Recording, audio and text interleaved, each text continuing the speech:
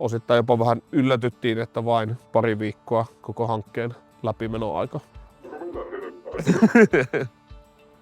Täällä on näitä sähköauton huvittelijoita, että ne 16 autopaikkaa kaikki on nyt varustettu latausvalmiudella ja osassa on laturit asennettuna ja kaikkiin kohteisiin on myös jäänyt yhä edelleen auton lämmitysmahdollisuus. Pihallahan on vähän kaivettu, täällä näkyy vähän uutta asfalttia ja vähän uutta nurmikkoa. Urakka meni hyvin sovitussa aikataulussa. Kyllä hyvä fiilis jäi, että täällä oli tosi mutasta keskellä sadekautta kaivavat täällä mutaa ylös, niin pihat on siivottu ja nurmikot istutettu ja kaikki hiekat laitettu oikeille paikoille. Että hyvä fiilis jäi siitä, että asiat hoidettiin ja ennallistettiin siihen tilanteeseen, mistä lähdettiinkin.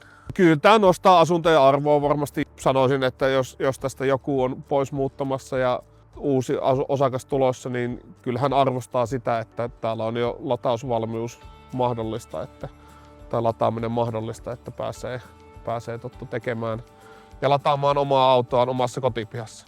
Työt hyvin hoidettiin aikataulussa budjetissaan ja hoitivat muutamia lisätöitä, mitä taloyhtiössä tuli tuossa matkan varrella eteen.